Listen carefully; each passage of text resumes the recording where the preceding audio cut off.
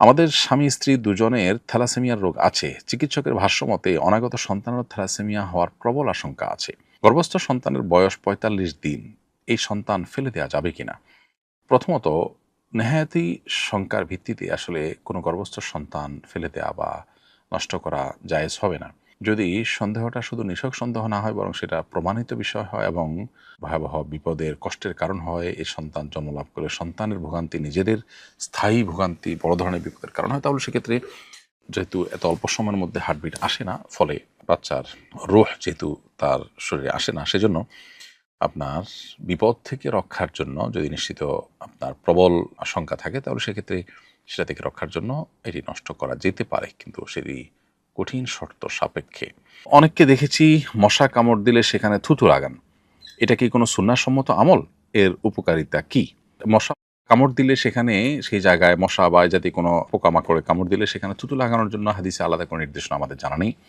তবে কোনো জায়গায় শরীরের যদি ব্যথা হয় বা জখম হয়, তাহলে সেই জায়গায় মুখের থুথু এটা মাটি মিশিয়ে লাগিয়ে দেওয়ার কথা, মাটির সাথে থুতু মিশিয়ে সেটা লাগিয়ে দেওয়ার কথা হাদিসে বর্ণিত হয়েছে এবং এটা উপকারী, এটি ফলপ্রসূ, সেটি বিভিন্নভাবে অভিজ্ঞতা দ্বারাও প্রমাণিত। বিধায় দু জিনিস, মশা কামড় দিলে যদি কারোর এরকম অবস্থা তৈরি হয় তাহলে সেটা ভিন্ন কথা, কিন্তু সাধারণত মশা কামড় দিলে এরকম থুতু লাগানোর কথা হাদিসে কোথাও বর্ণিত হয়নি। মানুষের থুতুর মধ্যে যে উপকারিতা আল্লাহ তাআলা রেখেছেন, সেটা জখম ইত্যাদি হলে, ব্যথা ইত্যাদি হলে সেখানে জখমের জায়গা লাগানোর কথা সহিহ মুসলিমে আয়েশা রাদিয়াল্লাহু তাআলা বর্ণিত হাদিস থেকে আমরা জানতে পারি। আমাদের একটি মুরগির খামার আছে। খামারের কিছু মুরগি অসুস্থ হলে সেগুলোকে ইচ্ছাকৃতভাবে মেরে ফেলতে হয়। না হয় সকল মুরগি অসুস্থ হয়ে যায়। এই অবস্থায় করণীয় কি? জবাই করে বিক্রি করলে ভালো বলে বিক্রি করতে হয়। অসুস্থ জানলে সাধারণ কেউ নেয় না। এভাবে মুরগি মেরে ফেলা যাবে কিনা? প্রিয় দর্শক, এর উত্তর হলো যে যদি এর গোশত ক্ষতিকর কিছু না হয় আমাদের স্বাস্থ্যের জন্য, তাহলে সেক্ষেত্রে আপনি এটা জবাই করে প্রয়োজনে দান দক্ষিণা করে দিতে পারেন, নিজে খেতে পারেন। সুনির্দিষ্ট কারণ ছাড়া মেরে ফেলে নষ্ট করা এক তো সম্পদের অপচয় এবং নষ্টের শামিল। দ্বিতীয়ত, এটি অবশ্যই একটি অন্যায় কাজ হিসাবে বিবেচিত হবে কোনো প্রয়োজন ছাড়া আপনি এটি যদি করতে হয়। আর যদি এর গোশত ক্ষতিকর, কেউ খেলে তার অসুখ হতে পারে এবং বিপদের কারণ হতে পারে, এটি আপনি জানেন, তাহলে সেক্ষেত্রে অবশ্যই মেরে ফেলার সুযোগ রয়েছে।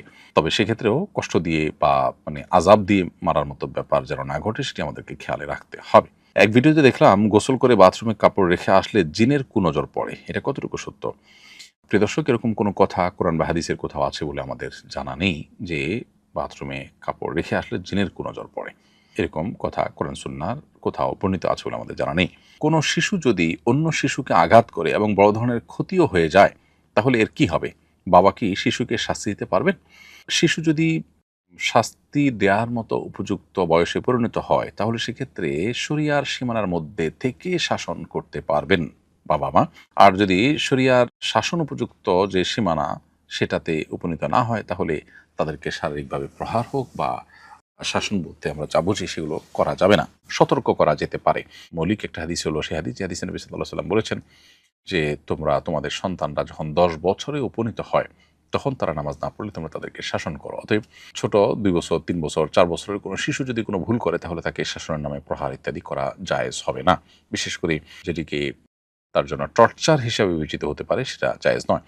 পশ্চিমা দুনিয়াতে অবশ্য শিশুদেরকে কোনো রকম শাসন এর বিরোধিতা করা হয় এবং এটা অযৌক্তিক এবং এটা ভুল এবং এর কুফল তারা নিজেরা ভোগ করছে। শিশুর সবচেয়ে আপন তার বাবা-মা, বিধায় তারা সম্পূর্ণ আল্লাহর ভয়কে অন্তরে জাগ্রত রেখে শিশুর কল্যাণে যতটুকু শাসনের প্রয়োজন হয় শরিয়ার সীমানার মধ্যে থেকে ততটুকু শাসন বা তাদেরকে আপনার সতর্ক করার কাজটি বাবা-মা করাটা তাদের কর্তব্য, অভিভাবকসুলভ কর্তব্য। একটি শিশু যদি অন্যায় করে, রাষ্ট্র তার জন্য কোনো না কোনো উদ্যোগ নেয়, পৃথিবীর সব জায়গায় আছে যে অন্তত তার কাউন্সেলিং এর জন্য তো কিছু করে, কিন্তু সেই কাজটা বাবা-মা করলে তারা সেটাকে পজিটিভলি নেয় না। এটা হলো দুর্ভাগ্যজনক এবং সন্দেহাতীতভাবে একটি ভুল অ্যাপ্রোচ। একজন ইমানদার কখনো সেই পথে যেতে পারেন না।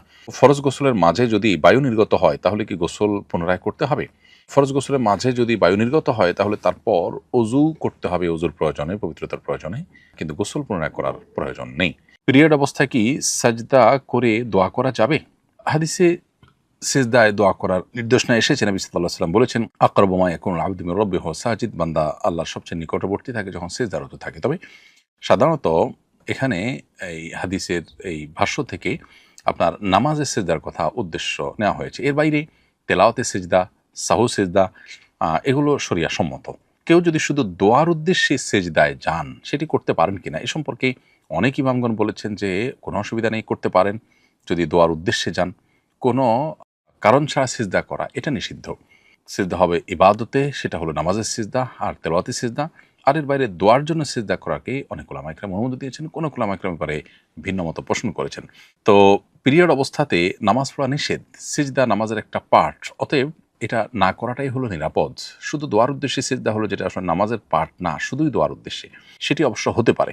কিন্তু যেহেতু অনেক উলামা ইকরাম এ ধরনের সিজদাকে অনুমোদন করেন না, অর্থাৎ শুধু দোয়ার জন্য সিজদার কথা তারা বলেন যে শরিয়া সিদ্ধ নন, অতএব ইখতিলাফের বা মত পার্থক্যের ঊর্ধ্বে ওঠার জন্য তিনি সাধারণ এবং স্বাভাবিক অবস্থা দোয়া করতে পারেন, জিকির আজকার করতে পারেন, আল্লাহ তাআলার কাছে দুহাত তুলে দোয়া করতে পারেন কিবলামুখী হয়ে বা যে কোনো দিকে ফিরে, সেটা ভিন্ন বিষয়, সেটি আপনি মেনটেন করতে পারেন। চুল খোপায় বেঁধে নামাজ পড়বো নাকি খোলা রেখে নামাজ পড়বো? পুরুষদের জন্য চুল বেঁধে নামাজ পড়া অবশ্য মাকরুহ এবং নিষিদ্ধ, তবে মেয়েরা চুল বেঁধে তারা নামাজ পড়তে পারেন, কোনো অসুবিধা নেই। কোরবানি গরুতে কোরবানির সাথে সন্তানের আকিকা করা যাবে কিনা? একদল উলামা ইকরামের মতে এটি করা যাবে না, কারণ দুটি দু ধরনের ইবাদত। তবে হানাফি মাযহাব অনুযায়ী কোনো অসুবিধা নেই, কোরবানির গরুর সাথে সন্তানের আকিকা করা যাবে, কারণ আকিকা এবং কোরবানি মূলত একই ধাঁচের এবং একই প্যাটার্নের ইবাদত। এর দুইটা মৌলিকত্বে তেমন কোনো পার্থক্য নেই, বিধায় একসাথে করা যাবে। বিধায় একটি আকিকার জন্য একটা ছাগল যেরকম একটা আকিকার জন্য যথেষ্ট হয়, কোরবানির গরুতে যেহেতু ৭ জনের পক্ষ থেকে কোরবানি করা যায় একটা গরুতে, সেজন্য ৭টি কোরবানি হওয়ার পাশাপাশি ৩টি কোরবানি আর ৪টি আকিকার ছাগলের কাজ দিল, অথবা ২টি আকিকার ছাগলের কাজ দিল, ৫টি কোরবানি হলো। এরকম কোরবানি এবং আকিকাকে মিলিয়ে একসাথে করা যাবে। তো যারা নামাজ আদায় করে না তাদের দিয়ে কবর খোঁড়া যাবে কিনা? উত্তর হলো হ্যাঁ, যাবে। কবর খোঁড়ার জন্য নামাজি হওয়া শর্ত, না হলে কবর খুঁড়লে গুনাহ হবে এমন কোনো কথা নেই। তবে হ্যাঁ, প্রত্যেকটা মুসলমানেরই নামাজ পড়া কর্তব্য, সেটি